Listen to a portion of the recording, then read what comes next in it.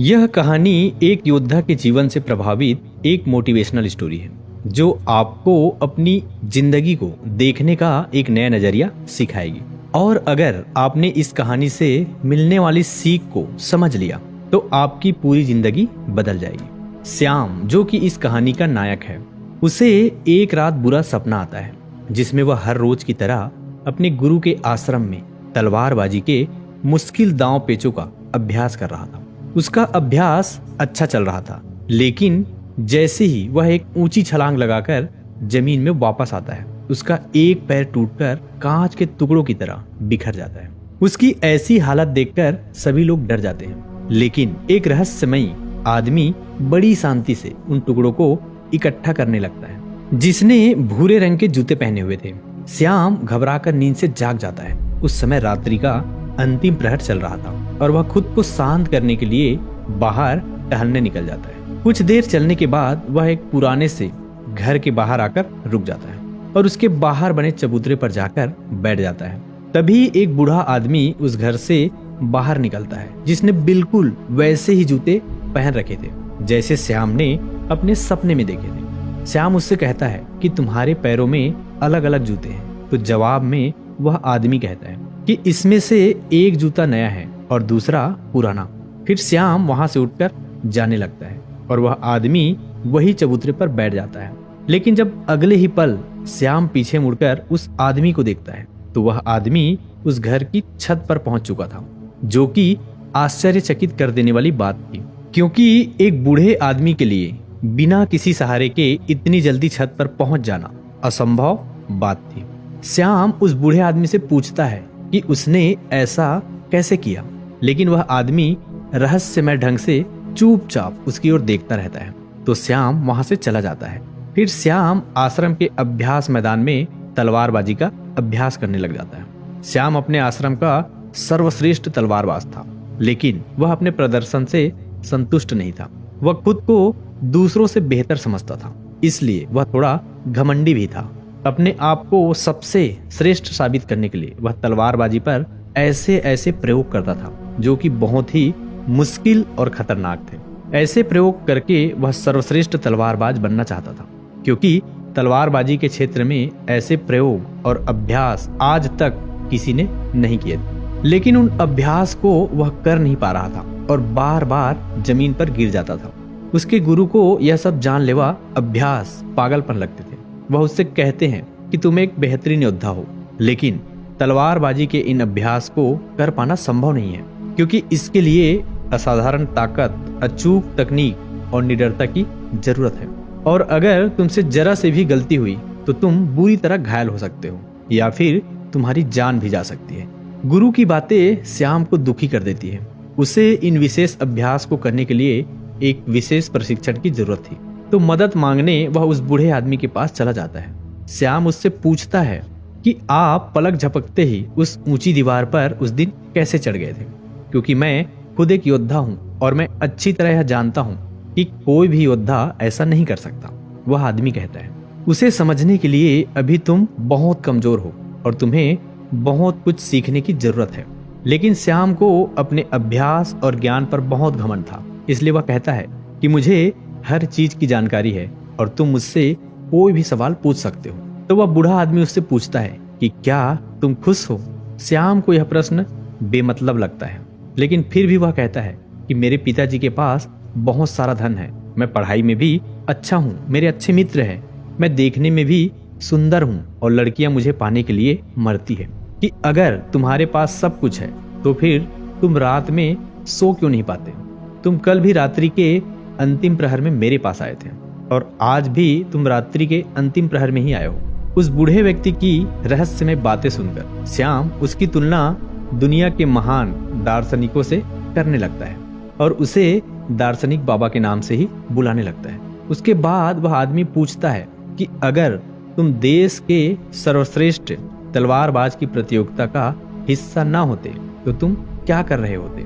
यह प्रश्न श्याम को अंदर से हिला कर रख देता है, क्योंकि उसने सर्वश्रेष्ठ तलवारबाज बनने के अलावा और कुछ भी नहीं सोचा था। पर उस बूढ़े आदमी ने यह सवाल पूछा क्यों। श्याम को लगता है कि वह आदमी सनकी है, इसलिए वह घबराकर वहां से चला जाता है और उसे भूलने का प्रयास करने लगता है। अपनी रोजमर्रा की जिंदगी की तरह वह दोस्तों के साथ मजे करता है, नशा करता है और लड़कियों को आकर्षित करके उनके साथ समय बिताता है। इसी दौरान अचानक सिर्फ एक पल के लिए वह दार्शनिक बाबा उसके सामने आ जाता है, जो एक इशारा था कि श्याम अपनी हरकतें सुधारे। तो श्याम दार्शनिक बाबा से मिलने उसके पास चला जाता है। उन दोनों में थोड़ी बातचीत के बाद गीता नाम की लड़की खाना लेकर आती है, जो कि उस बूढ़े व्यक्ति की मुंह बोली बेटी थी। फिर वो दोनों खाना खाने लगते हैं। तो श्याम अपने मुंह में खाना ठूसने लगता है और जल्दी जल्दी खाने लगता है, लेकिन दार्शनिक बाबा कहता है कि तुम्हें अपना खाना आराम से आनंद लेते हुए खाना चाहिए। वह कहता है कि तुम्हारे अंदर बहुत सी गलत आदत है और अगर तुम मुझसे प्रशिक्षण लेना चाहते हो तो आज से ही तुम्हें मित्रों के साथ बेमतलब का घूमना, नशा करना, मांस खाना, शारीरिक संबंध बनाना बंद करना पड़ेगा। लेकिन श्याम को अपने प्रशिक्षण और अभ्यास पर बहुत घमंड था, तो दार्शनिक बाबा उसे कुछ समय के लिए घुटने मोड़कर खड़े रहने के लिए कहता है, जो देखने में तो बहुत आसान लगता है, लेकिन थोड़ी ही देर में श्याम का सब्र जवाब दे देता है और वह वहीं जमीन पर गिर पड़ता है। अपना घमंड टूटने और खुद को बेइज्जत महसूस करने के बाद श्याम गुस्से में वहां से जाने लगता है। तो दार्शनिक बाबा उसे कहता है कि आत्म अनुभव हमें बहुत सी नई चीजें सिखाता है। हमारे अंदर हर सवाल का जवाब है, इसलिए बाहर से सोचना बंद करो और अपने अंदर अपने आत्म अनुभव से उनके जवाब ढूंढो। फिर तुम्हें पता चलेगा कि तुम रात को इसलिए नहीं सो पाते क्योंकि तुम अंदर से खाली हो और तुम्हें अपने खालीपन से डर लगता है। वह यह भी कहता है कि एक योद्धा के लिए शरीर और दिमाग दोनों पर नियंत्रण होना बेहद जरूरी है। वह श्याम को एक योद्धा की तरह प्रशिक्षित करने के लिए मान जाता है। अगले दिन श्याम जब अपने आश्रम के अभ्यास मैदान में जाता है तो वहां उसे पता चलता है कि उसके मित्र सबल के हाथ में अभ्यास के दौरान गहरी चोट आ गई है और अब सबल देश की सबसे बड़ी प्रतियोगिता में हिस्सा नहीं ले पाएगा। इस बात से सबल को प्रशिक्षित करने वाला शिक्षक बहुत परेशान था, क्योंकि सबल तीरंदाजी में सबसे श्रेष्ठ योद्धा था। रात को श्याम फिर दार्शनिक बाबा से मिलने जाता है। उस समय दार्शनिक बाबा बैलगाड़ी के पहिए को सुधार रहे थे। वो श्याम से लोहे का टुकड़ा मांगता है, तो श्याम जानबूझकर उसे लोहे के टुकड़े को बाबा की तरफ तेजी से फेंकता है, लेकिन बाबा बिना उसकी ओर देखे बड़ी आसानी से उस लोहे के टुकड़े को अपने हाथों में पकड़ लेता है। श्याम दोबारा से ऐसा करता है, लेकिन दार्शनिक बाबा फिर से उसे बिना देखे पकड़ लेता है। दार्शनिक बाबा उसे कहता है कि हमारे दिमाग में लाखों बेतुके विचार चलते रहते हैं, जो हमारे लक्ष्य को धुंधला बनाकर हमें भटका देते हैं। फिर वह श्याम को थप्पड़ मारकर उसे उकसाता है और बदले में मुक्का मारने के लिए कहता है। पहले तो श्याम शांत रहता है, लेकिन जब वह दार्शनिक बाबा पर हमला करता है तो दार्शनिक बाबा उसे पलक झपकते ही चारों खाने चित्त कर देता है और उससे कहता है कि अपने लक्ष्य के अलावा जो कुछ भी तुम्हारे दिमाग में चल रहा है वह सब बेकार है। उस कचरे को अपने दिमाग से बाहर निकाल दो। और वह उसे अगली सुबह नदी के पुल के ऊपर मिलने बुलाता है। अगले दिन जब श्याम नदी के पुल पर पहुंचता है तो दार्शनिक बाबा उसे धक्का देकर पुल से नीचे गिरा देता है। श्याम गुस्से में दार्शनिक बाबा पर चिल्लाने लगता है। तब दार्शनिक कहता है, जिस पल तुम नीचे गिर रहे थे उस पल तुम्हारा दिमाग बिल्कुल खाली था, अब फिर से उसमें कचरा भर चुका है। श्याम गुस्से में कहता है कि मेरे दिमाग में कोई कचरा नहीं भरा है। तो दार्शनिक बाबा श्याम के दिमाग पर नियंत्रण करके वह सब देखने लगता है जो उसके दिमाग में चल रहा था। फिर वह कहता है कि अगर तुम अपना ध्यान इन फिजूल के विचारों में रखोगे तो तुम अपने वर्तमान के पलों को जी नहीं पाओगे, और जब तुम अपना सारा ध्यान वर्तमान के पलों में रखोगे तब तुम्हें पता चलेगा कि तुम क्या कर सकते हो और कितने अच्छे से कर सकते हो। सबल को चोट लगने के बाद तीरंदाजी सिखाने वाला शिक्षक सभी छात्रों की परीक्षा ले रहा था। इस दौरान श्याम दार्शनिक के सिखाए तरीके से अपने ध्यान को एकाग्र करने में सफल हो जाता है और पूरी एकाग्रता के साथ तीरंदाजी का बेहतरीन प्रदर्शन करके दिखाता है, जो कि शायद सबल से भी बेहतर था। सभी लोग श्याम के ऐसे प्रदर्शन को देखकर हैरान रह जाते हैं। फिर उस रात श्याम दार्शनिक को पूरी बात बताता है। वह खुश था और उसे अपने प्रदर्शन पर नाज था, क्योंकि दूसरे खिलाड़ी योद्धा उससे जलने लगे थे, लेकिन दार्शनिक को उसकी बातों में कोई दिलचस्पी नहीं थी। वह कहता है कि तुम अभी भी अतीत में जी रहे हो और तुम्हें अपने प्रदर्शन पर घमंड भी है। इसका मतलब अभी तुम कुछ भी नहीं सीखे। इतना कहकर वह उसे घर जाने के लिए कहता है और आज रात उसे कुछ भी सिखाने से मना कर देता है। लेकिन यहाँ कुछ अजीब होता है। श्याम वहाँ छुप कर सुबह होने का इंतजार करता है और सुबह होते ही दार्शनिक का पीछा करने लगता है। दार्शनिक श्याम के आश्रम के अभ्यास मैदान में चला जाता है और जाकर एक ऊंचे स्थान में बैठ जाता है। जब श्याम उसके बगल में जाकर बैठता है तो वह महसूस करता है कि वह सभी खिलाड़ी योद्धाओं के दिमाग को पढ़ रहा है। वह उनके दिमाग में चल रही सभी बातों को सुन सकता है। उसे हैरानी तो तब होती है जब श्याम स्वयं को उस अभ्यास मैदान में आते हुए देखता है। यह देखकर वह अपनी जगह से नीचे गिर जाता है। फिर उसे पता चलता है कि यह सब तो उसका भ्रम है। ना तो सुबह हुई थी और ना ही उसने दार्शनिक बाबा का पीछा किया था। यह तो दार्शनिक था जो उसके दिमाग से खेल रहा था। दार्शनिक उससे कहता है कि अभी तो बहुत कुछ सीखना बाकी है। लेकिन श्याम बुरी तरह से डर चुका था तो वह घबराकर वहां से चला जाता है। इस घटना का श्याम पर उल्टा असर पड़ता है। उसका आत्मविश्वास नीचे गिरने लगा था, जो उसके साथी योद्धा भी महसूस करते हैं और उसका शिक्षक भी, क्योंकि उसका प्रदर्शन कमजोर पड़ने लगा था। अगले दिन वह दार्शनिक के घर के बाहर गीता को देखता है, जो कि दार्शनिक के लिए खाना लेकर आई थी। वह उससे कहता है कि मुझे लगा था कि दार्शनिक के तरीकों से मैं एक बेहतर योद्धा बन सकता हूँ, लेकिन मेरे साथ बिल्कुल उल्टा हो रहा है। फिर दार्शनिक श्याम से वह सारे काम करवाता है जो आज से पहले उसने कभी नहीं किए थे, जैसे कि कचरा साफ करना, गंदगी साफ करना, कपड़े धोना, लोगों की मदद करना, घूमना और गप्पे मारना बंद, मांस खाना बंद, शारीरिक संबंध बनाना बंद। श्याम यह सब कर तो रहा था, लेकिन उसे यह सब बेमतलब का लग रहा था। उसका प्रदर्शन सुधरने की बजाय दिन प्रतिदिन खराब होता जा रहा था, क्योंकि वह दार्शनिक की शिक्षाओं को समझ नहीं पा रहा था। और एक दिन तंग आकर वह दार्शनिक से झगड़ने लगता है। वह कहता है कि गंदगी साफ करके मैं कौन सा योद्धा बन सकता हूँ। लेकिन दार्शनिक कहता है कि मैं तुम्हें किसी भी स्थिति में ध्यान करना सिखा रहा था और इससे तुम्हारा घमंड और बुरी आदतें कम हो जाएगी। लेकिन श्याम का गुस्सा बढ़ता ही जा रहा था। वह कहता है कि तुमने पहले दिन मुझसे पूछा था कि क्या मैं खुश हूँ, तो आज मैं तुमसे पूछता हूँ कि क्या तुम इस खंडहर घर में खुश हो। असल में श्याम को लगता है कि दार्शनिक जिंदगी से हारा हुआ व्यक्ति है जो अपनी जिंदगी में सफल नहीं हो पाया है और उसकी रहस्यमय बातें सुनकर वह गलती से उसके चक्कर में फंस गया है। दार्शनिक उसे अपनी भावनाओं पर काबू करने के लिए कहते हैं, लेकिन श्याम तो उसकी एक भी सुनने को तैयार नहीं था और गुस्से में वह दार्शनिक से कहता है कि अपनी खुशी में खुद तलाश लूंगा और अपना प्रशिक्षण छोड़कर वहां से चला जाता है। अफसोस श्याम यह समझ नहीं पाया कि दार्शनिक उसे निस्वार्थ भाव से दूसरों की सेवा करना सिखा रहा था, जिससे उसका घमंड कम हो सकता था।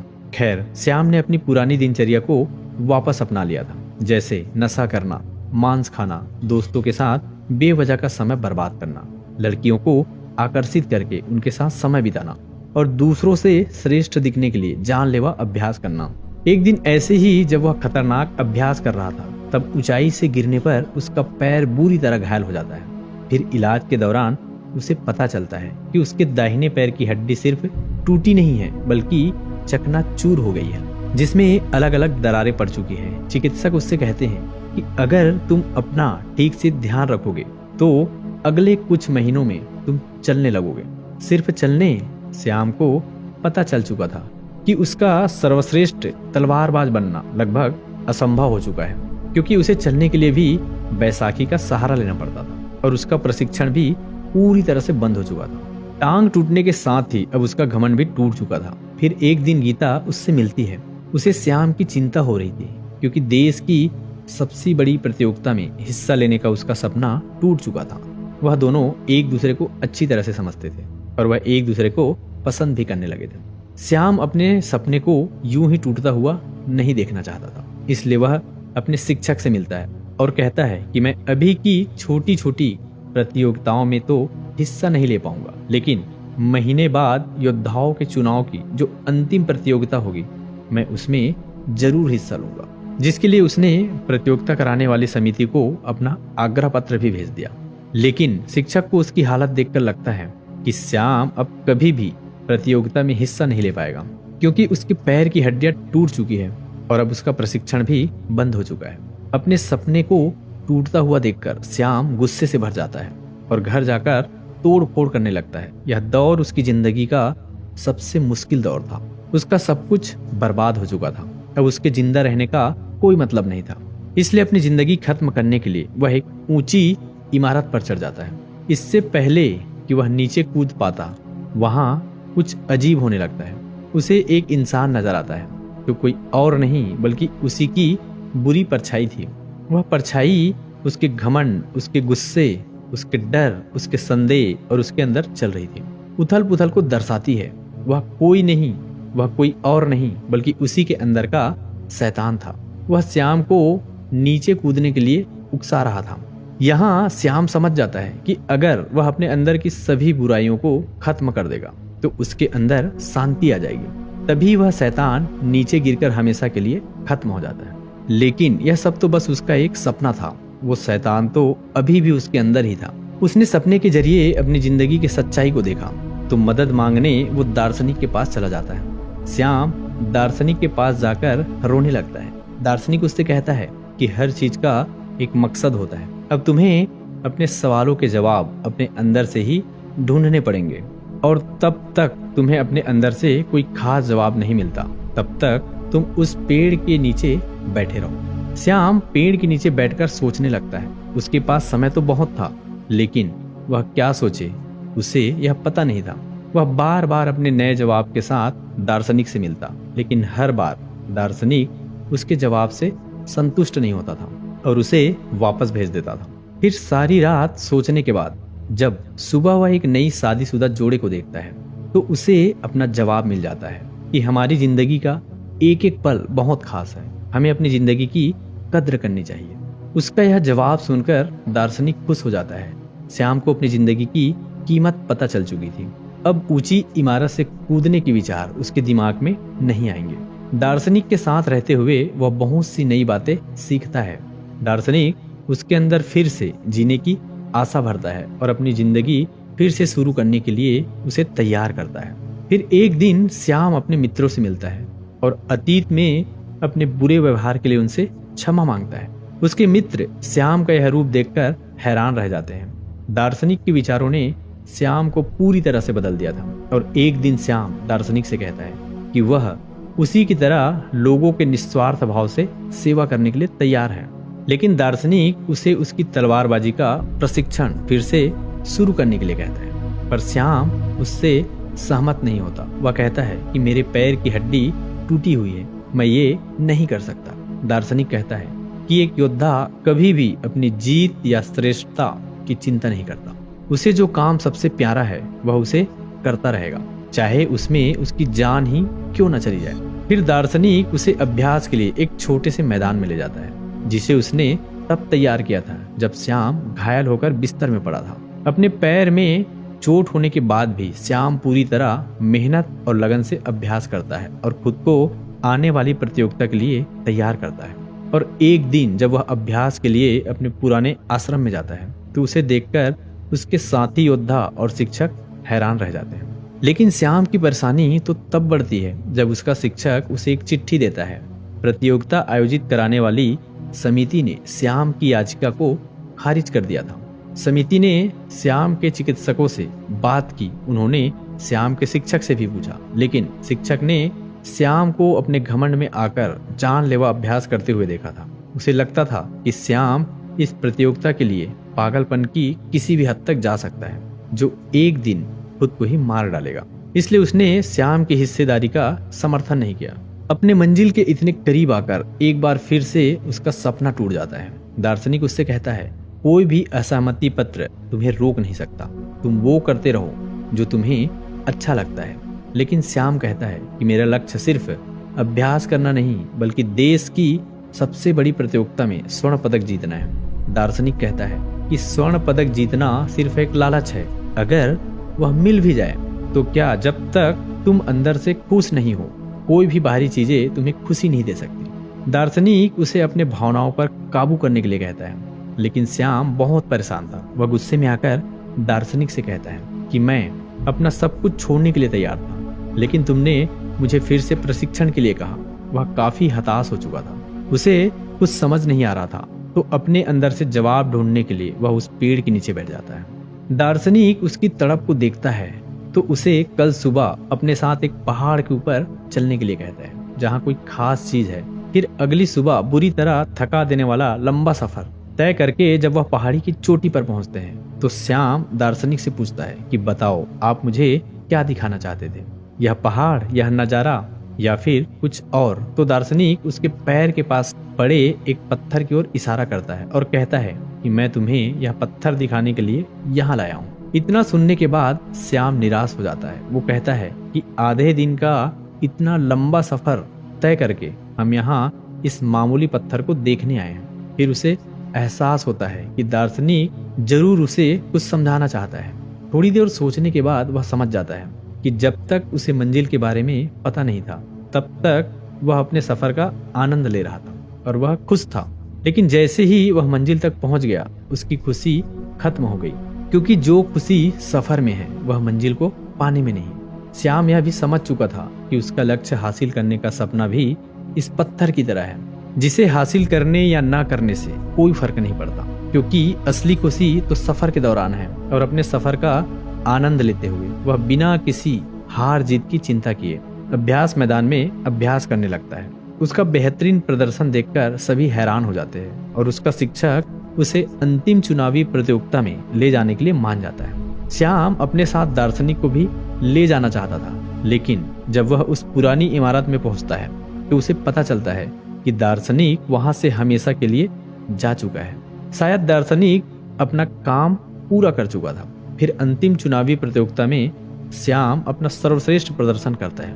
उसका अपने दिमाग पर पूरा नियंत्रण था। उसे प्रतियोगिता जीतने का लालच या डर नहीं था, वो तो बस इस पल का आनंद ले रहा था। इतनी भयंकर दुर्घटना के बाद भी उसका ऐसा श्रेष्ठ प्रदर्शन देखकर सभी लोग बहुत ज्यादा हैरान थे।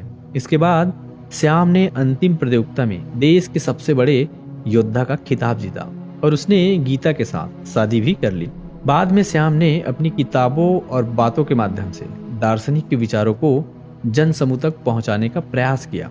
दोस्तों, मुझे उम्मीद है कि आपको ये कहानी बहुत अच्छी लगी होगी। धन्यवाद।